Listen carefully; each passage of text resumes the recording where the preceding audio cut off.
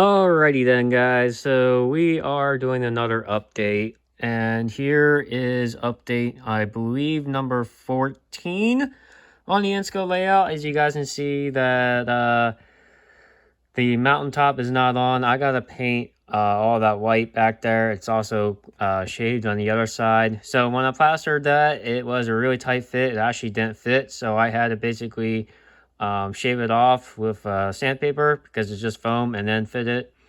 And it fits nice now. But here's the update. Here's a hillside, freshly plastered today. Every white piece you see is freshly plastered today, somewhat.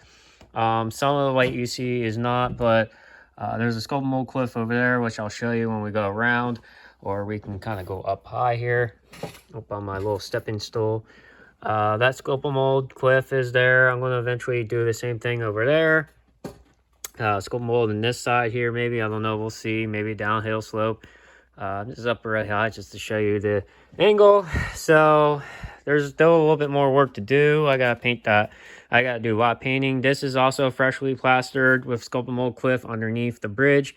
There's a spot where the bridge can actually hang on to. This is also plastered freshly. It's also going to be some of the hillside. Here's a, well, that was kind of cool. So here's a rock cliff I used, or not a rock cliff, a retaining wall I used. I think it looks pretty good right there, so we're going to use that. So you're probably wondering how many inches I have to cover here. I have to cover from the end of the track here to focus camera right about there. This is all sculpted mold too, as you can see, except for the bridge is going to go 17 inches from the end there. So originally I was going to use this piece of foam here to turn, but I realized I can't get that turning radius to be, and this bridge is supposed to be colored gray. It doesn't look gray to me. It looks like a light green, but whatever. You see those tunnel portals? You see those trussels? I'm printing a couple of those out to hold this up. I'm probably going to put some on that side, maybe some on the bottom there, and then some on this hillside. I gotta cut that out and all. I might have to remove this piece to get me to work on that a little easier, and then I might figure out to put this piece back in somehow. This has not been sceneried yet.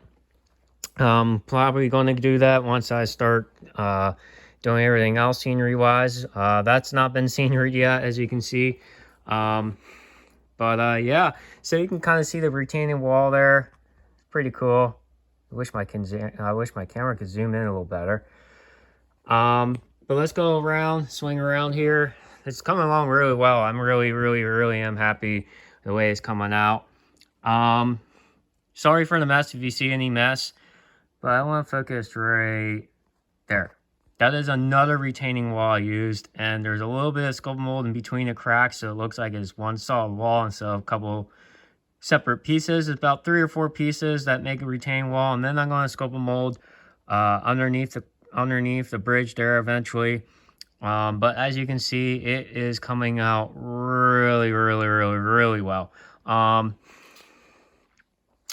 There's the sculpted mold cliff that I was talking about earlier. Eventually, we're going to go all the way around. Maybe I might drop a hill down there. I also might drop a hill down here on each side of this, but I don't know. We'll see. But I have another update for you guys for the train yard that I'm going to add to this video. But yeah, so you can see how much I had to carve out. A lot. Really, what needs done more is really painting and scenery. Of course, we got to put the bridge in, and I have the bridge ordered. So yeah, the bridge is going to be on a kind of starts on a turn, as you can see, and then it will slightly go that way. So that's pretty cool.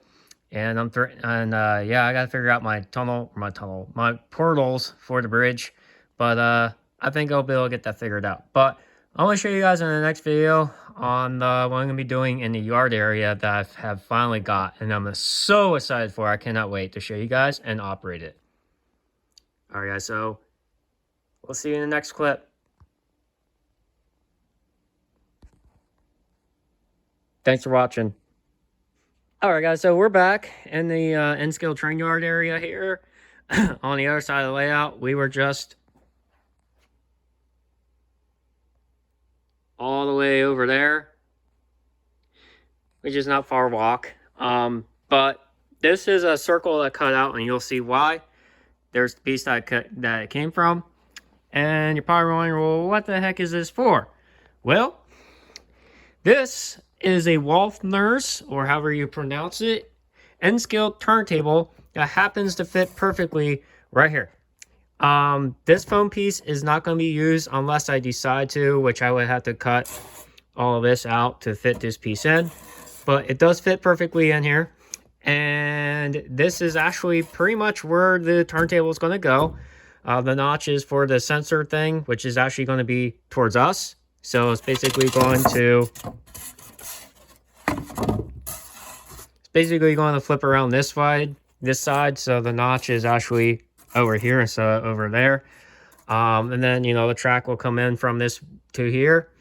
There will be no room for a building at the turntable or roundhouse unless I find room once it's all installed in. But yeah, so it's going to be a little bit of difficulty. Oh, sorry, Louie, I didn't mean to scare you. So the cat Louie is behind me meowing away.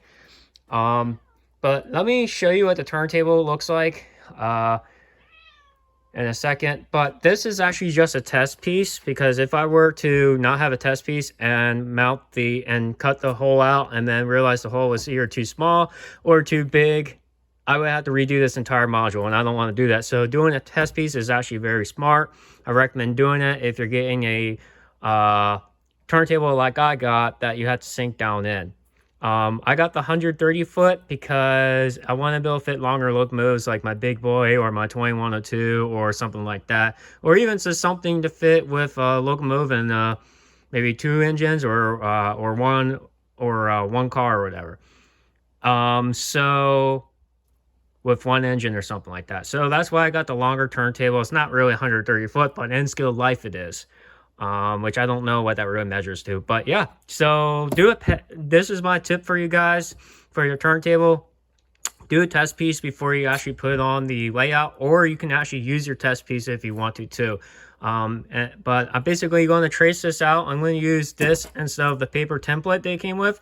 I'm going to use this to, you know, draw my circle and then cut it out carefully and then mount it in. So yeah. But that is pretty much it. We're on the town side of the layout, by the way. So that's where this turntable will be. If I were to move this layout again, like in my own home or something like that, I don't know if the town area would come, but this yard would come. And all of that would come because I love mountains and I love how that turned out. So yeah, and there's a circle piece we started with this video with. And then here's a template that I was talking about that you had to cut out to make your circle. You had to basically cut everything. And yeah. All right, guys, so I'll show you the Walthers N-scale turntable, 130 foot, in the next clip. All right, guys, so here's the N-scale Walthers, or however you pronounce it. You can correct me. That's a very hard name to pronounce for me for some reason, but this is the 130 foot N-scale kit. It runs on DCC, which I also operate on, so I'm really excited to actually plan on trying to wire it up and get running. And yeah, so this is the 130 foot again. You can see there's like a steam locomotive. Sorry, there's a glare there on it. But yeah, that's what it's going to look like once it's all mounted in. And yeah. So you guys might have seen my cat on the YouTube channel of mine, which is the one that's meowing and the one we're following right now. She's the one that was actually running on the wheel on one of my short videos. So yeah, and her name is Louie, and we call her Louie Bell. Thanks for watching. We'll see you guys later.